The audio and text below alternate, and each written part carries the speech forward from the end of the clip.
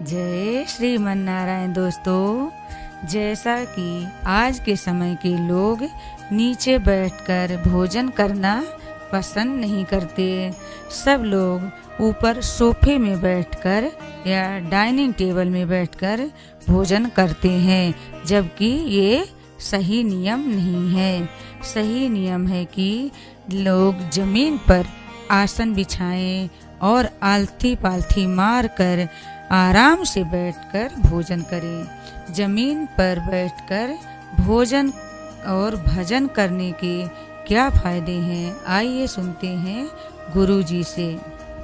कथा सावन में सुनना चाहिए, भादों में सुनना चाहिए, कुंवार में सुनना चाहिए, कार्तिक में सुनना चाहिए, जनवरी में सुनना चाहिए, फरवरी में सुनना चाहिए, मार्च में सुनना चाहिए, कौन से महीने में सुनना चाहिए और कौन से महीने में किस पक्ष में कथा को श्रवण किया जाता है। हमने कहा ये शिव महापुराण की कथा है। जिस दिन तुम्हारा दिल कर जाए, ना सावन देखना, ना भादो देखना, ना जनवरी देखना, ना फरवरी देखना, जब तुम्हारा मन करे तब बाबा के पंडाल में बैठकर या टीवी के सामने आस्था चैनल पर तुम्हारा दिल कर जाए, उस दिन आसन लगाना जमीन पर और बैठ जाना।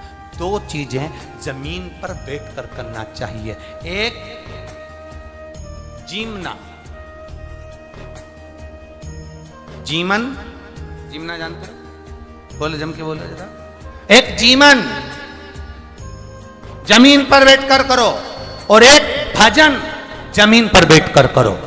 दो चीजें जमीन पर बैठकर करो। एक जीवन, भोजन करने बैठो तो जमीन पर बैठकर करना, और भजन करने बैठो तो जमीन पर बैठकर करना। आसन लगाओ, जमीन पर बैठो और भजन करिए। आसन लगाओ, जमीन पर बैठो और भोजन करिए। दो चीजें जमीन पर बैठकर करना। क्या होगा उससे, क्या फल मिलेगा उससे, कर कर देखिएगा।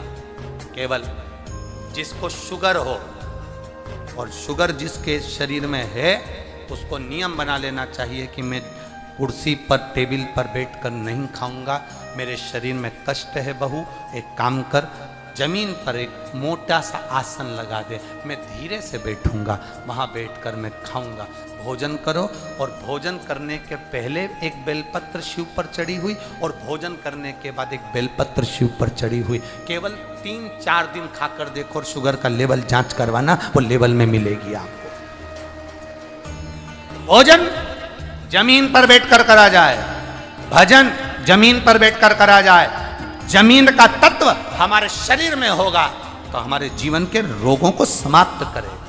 आजकल तो घर में भी तो बाइयों चप्पल पहने देवी हो,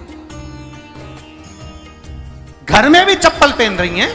रसोई घर में चप्पल, हाल में चप्पल, खुद के कमरे में चप्पल, वॉशरूम जाए तो चप्पल। जमीन का तत्व तो शरीर से लग ही नहीं पा रहा, नहीं लग रहा, इसलिए ब्लड प्रेशर, शुगर, थायराइड,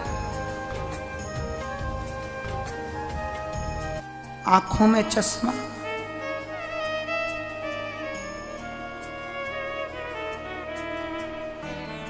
ये कहां से रहा? जमीन तत्व मिल कहां रहा है?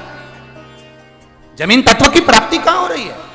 घर में भोजनशाला में देखो तो चप्पल, घर में घूम रहे हो तो चप्पल, बाथरूम जाओ तो चप्पल, घर के बाहर गए तो चप्पल। जमीन मिली कहां? बस पलंग से उतरे, सामने चप्पल।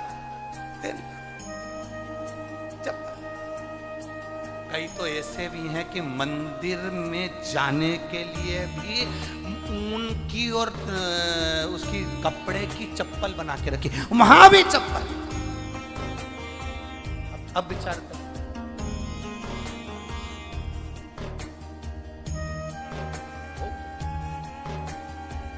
भोजन भजन बैठ कर करना प्रारंभ कर दो। जब तुम बैठ कर करोगे, थोड़ा सा तुम्हें भले लगेगा कि गुरुजी मेरे को तो डॉक्टर ने कुर्सी पर बैठने का बोला है, मेरे शरीर में कष्ट है, मेरे शरीर में रोग है। देखो, अगर तुम अंदर से बलवान हो ना, अंदर से अगर बलवान हो ना, तो बड़े से बड़े रोग को हराने की सामर्थ्यता तुम्हारे अंदर है। और अगर तुम अंदर से बलवान नहीं हो तो रोग तुम्हें घेरता चले जाएगा। अंदर से बलवान हो गया ना, शरीर में कष्ट आ गया, तकलीफ आ गई शरीर के अंदर, रोग आ गया शरीर के अंदर, कष्ट आ गया, कोई बड़ी बीमारी भी दिख रही है कि शरीर के अंदर आ गई, थोड़ा दिन दुर्वा को लाइए। क्या लाओगे? जम के बोलो जरा। दुर्वा, दुर्वा देखिए सब लोग हमें, दुर्वा, दुर्वा के नीचे का जो भाग होता है, जब आप दुर्वा तोड़ेंगे तो ऊपर हरा हरापन रहेगा, नीचे थोड़ा थोड़ा हल्का हल्का सा पीलापन रहेगा, सफेदपन रहेगा, रहता है उसमें दुर्वा को तोड़ते हैं। तो जब दुर्वा आप लेकर जाएं, देवादिदेव महादेव की अशोक सुंदरी वाली जो जगह है, उस अशोक सुंदरी वाली जगह पर 7 दुर्वा का बल आप अशोक सुंदरी वाली जगह पर किसी भी सोमवार को समर्पित करें और उस दुर्वा को उठा कर लिया। 7 दुर्वा 7 दिन तक उसको गीले कपड़े के अंदर अच्छे दबा के रख लें और 7 दिन एक दुर्वा प्रतिदिन खाली पेट उसको खाना चबा चबा कर प्रारंभ करिए। शरीर में अगर कमर में भी दर्द है, घुटने में भी दर्द है और पीठ में कंधे के पास अगर दर्द है, 7 दिन खाकर देखना, धीरे धीरे धीरे धीरे वो दर्द अपने आप समाप्त होना चालू हो जाएगा। वो दुर्वा का आनंद हमारे जीवन में, क्योंकि भूमि तत्व को हमें मिल रहा है, भूमि तत्व से हमें प्राप्त हो, हम छोड़ दिए। ना हमारा भजन जमीन पर है, ना हमारा भोजन जमीन।